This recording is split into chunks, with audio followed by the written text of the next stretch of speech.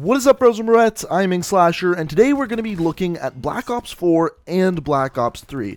Today what we're going to be doing is looking at all of the weapons in the Black Ops 4 beta and kind of comparing them to their Black Ops 3 counterparts. It seems like every weapon in Black Ops 4 has a weapon in Black Ops 3 that not only kind of looks similar, but also plays very, very similar. So what we're going to do is go through, look at all the different stats, aesthetics, and overall just compare the two weapons to see which is better in which game. So first things first, the thing that you will notice when we are comparing these weapons is when we're looking at time to kill, generally speaking, the weapons in Black Ops 4 take one more bullet to kill than the weapons in Black Ops 3. So I know a lot of people are saying it takes 2 to 3 more bullets to kill in Black Ops 4 than Black Ops 3. That's simply not the case. It's actually more like 1 bullet to kill difference, as you're going to see when we compare the stats. But I just wanted to put that out there right away. But without further ado, let's start by looking at the assault rifles in Black Ops 4. So the first example of this is the ICR. So in Black Ops 4, this weapon is called the ICR-7, whereas in Black Ops 3, the similar weapon is called the ICR-1. Now, as far as aesthetically, these weapons look incredibly similar. I do find, though, that the Black Ops 3 version does look a little bit more detailed, almost a little bit more polished, along with the colors on it, like the reds and the oranges are a little bit brighter. You can definitely see this once the two weapons aim down sights. The other thing that I will say is the iron sights on the ICR in Black Ops 3 are a little bit more blocky, so a little bit bigger, and like I said before, the orange on them is a little bit brighter than the orange in Black Ops 4.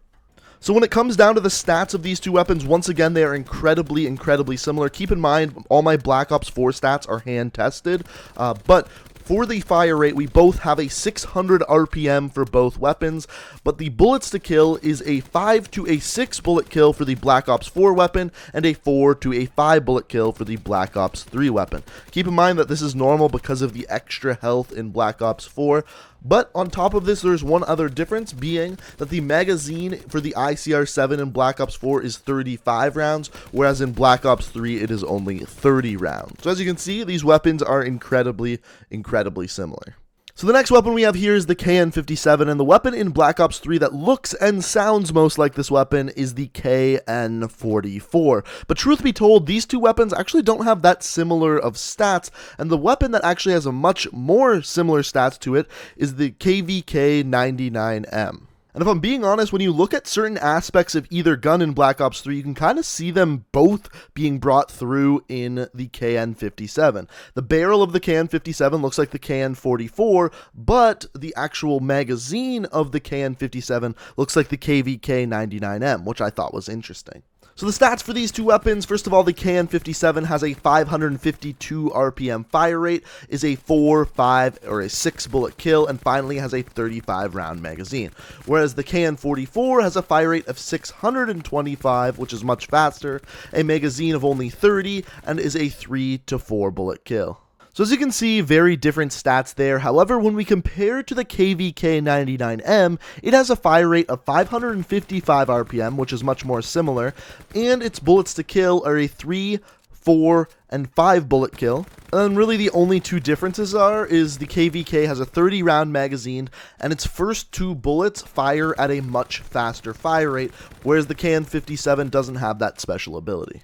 Next up, we have the Rampart 17, and of course, the counterpart to this one is the Man-O-War. These weapons look the same, feel the same, even sound pretty similar, and as far as these weapons go, they are high damage, low fire rate, low recoil weapons. Now, when looking at the stats, the Rampart 17 has a fire rate of 517 and is 4 to 5 bullets to kill, whereas the Man-O-War, once again, is 517 RPM and is 3 to 4 bullets to kill. Even the magazine size of both weapons is exactly the same at 30 rounds. Really, the only difference between the two weapons is the way the iron sights look, and that's pretty much it. The next weapon we have here is called the Vapor XKG. This is pretty much a brand new weapon to Black Ops 4. However, there is a weapon that behaves like it in Black Ops 3. So it's not a direct copy, but it's similar. And that would be the Peacekeeper Mark II. And the real reason for this isn't the aesthetics or the way it handles, it's the actual stats itself. So when we look at the Vapor, it has a fire rate of 652 RPM and is a 5 to 6 bullet kill. The Peacekeeper Mark II has a fire rate of 652 RPM once again and is a 4 to 5 bullet kill.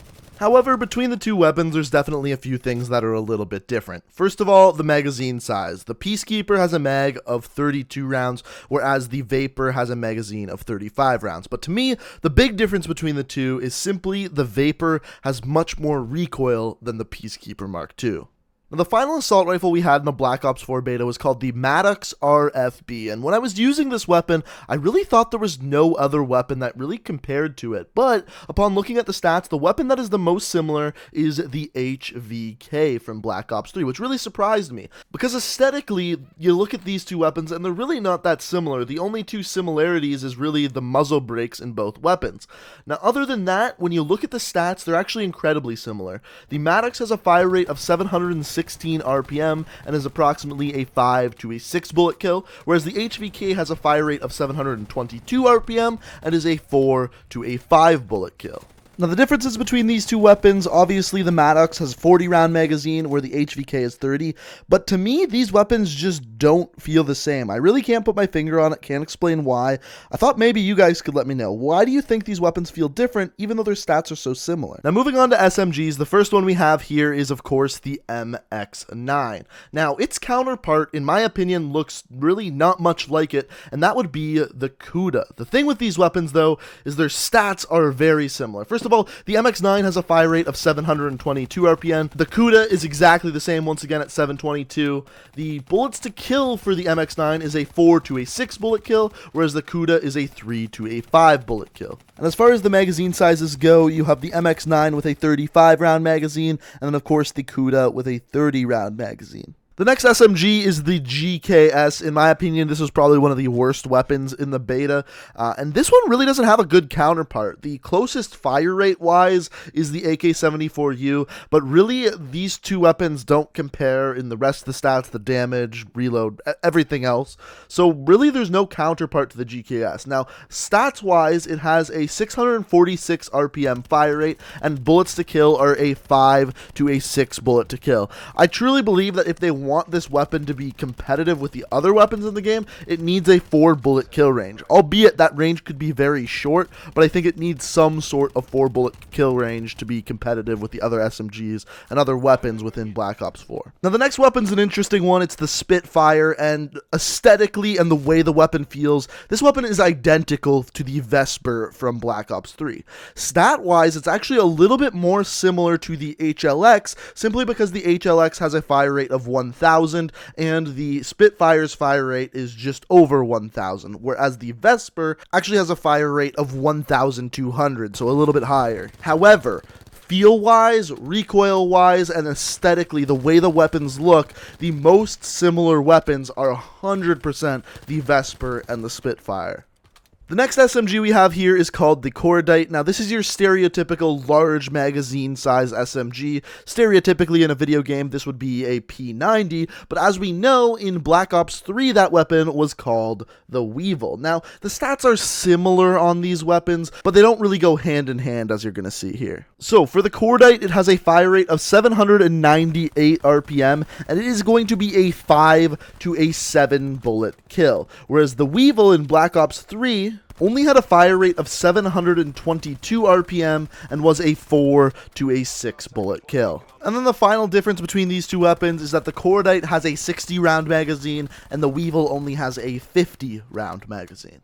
And then the final SMG we have is the Sog 9-Millimeter, and as I've said, this was my favorite SMG in the beta, and it kind of makes sense when I actually look at the stats for it, because this weapon has extremely similar stats to the VMP, a fan-favorite weapon in Black Ops 3, and considered by many to be the best weapon of Black Ops 3. Now, what's interesting is that these two weapons really don't look anything alike, but the stats are so similar. So, to start things out, the Sog 9-Millimeter has a fire rate of 899 RPM and is a 5 to a 7 bullet kill, whereas the VMP has a 909 RPM and is a 4 to a 6 bullet kill. So very, very similar stats there. And then really the only big difference is the magazine size. The Sog 9mm has a 36 round magazine and the VMP actually has a 40 round magazine. As you may have noticed, this is one of the only weapons we've looked at so far that actually has a bigger magazine in Black Ops 3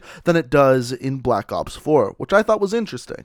Next up, we're moving on to the tactical rifle. So the first one we got here is the Auger Dmr. Now this one's a semi-automatic rifle, and this one actually compares to a weapon that was just recently added to Black Ops 3, which is the M14. It's basically an M14 with a slower fire rate. So when we look at the stats, the Auger Dmr has a fire rate of 330 RPM and is a 3 to 4 bullet kill, whereas the M14 has a 400 RPM fire rate and is a 2 to a 3 bullet kill.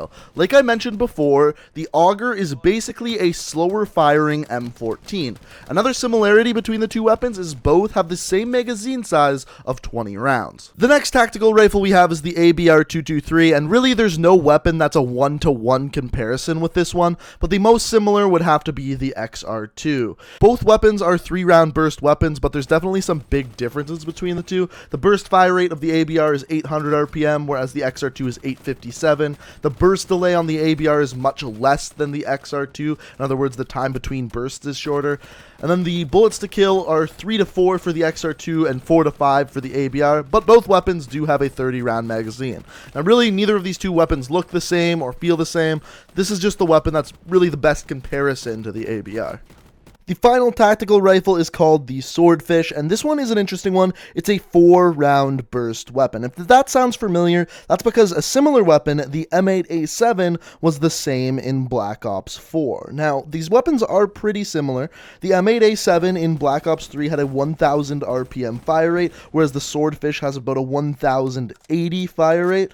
And then the shots to kill, this is where it gets interesting. The M8A7 is a 3 to 4 bullets to kill, and the Swordfish is a 5 to 6 bullet kill. What this means is that this is the only weapon we've really looked at comparison-wise where it is 2 bullets extra to kill in every situation. Most of the other weapons are only a 1 bullet extra to kill. The M8A7 and Swordfish are a 2 bullet difference.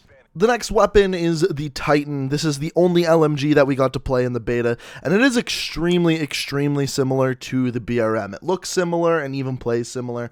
Even the stats, when we look at them, the Titan has a fire rate of 480 RPM, is a 4 to 5 bullet kill, and has a 75 round magazine. This is very similar to the BRM, which is a 517 RPM, is a 3 to 4 shot kill, and once again has that 75 round mag. Now, one thing to mention that you may have noticed up until now is that most weapons in Black Ops 3 have 1 magazine in the weapon when you spawn in, and then 3 extra magazines that you can reload afterwards.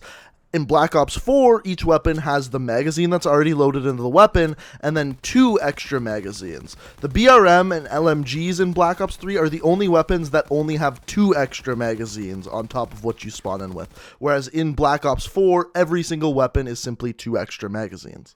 So when we get to sniper rifles, things get a little bit more difficult, as there really isn't any direct crossovers as of yet. The first one we got here is the Paladin Hp 50. I thought this would kind of be a version of the XPR 50, but its fire rate is way slower than that of the XPR 50 in Black Ops 3. Its fire rate is 33 RPM, so it's actually kind of closer to something like the SVG. It's got a fire rate of about 42, which is the slowest out of any of the snipers in Black Ops 3, but really there's no direct crossover as far as that sniper goes. However, the Koshka, the second sniper rifle that we got to use in Black Ops 4, was actually very similar to that of the Locust. Both of them have the same fire rate of 57 RPM, but they obviously look very different and feel very different in both games. So I'm not going to go over secondary weapons like pistols and launchers, but I am going to check out the 2 shotguns that we could use, the first of which was the MOG 12. Now, this weapon aesthetically looks a lot like the KRM-262 from Black Ops 3, and actually the stats really do line up. Both of them have a fire rate of 60 RPM.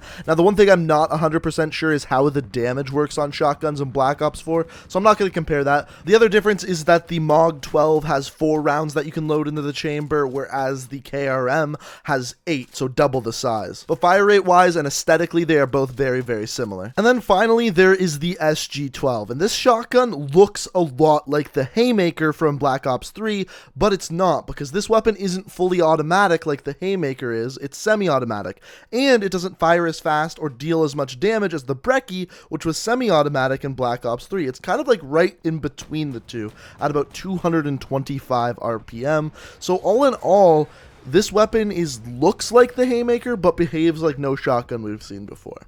So at this point, we've compared every weapon in the Black Ops 4 beta to its counterpart in Black Ops 3. And I'm curious what you guys think. Which game's weapons do you personally think looks better? Do you like the look of the Black Ops 3 weapons, or do you think they look better in Black Ops 4? Let me know what you think down in the comments. Also, this video took me forever to edit, so if you guys could leave a like rating on this video if you enjoyed it, I would really appreciate that. And if you want to stay up to date on all of my Black Ops 4 content and to stay up to date on all of the upcoming Black Ops 4 news, the best way to do so is hit that subscribe button and make sure you have notifications on. But guys, I hope you enjoyed the video. Thank you so much for watching, and until next time, peace out. Paradigm.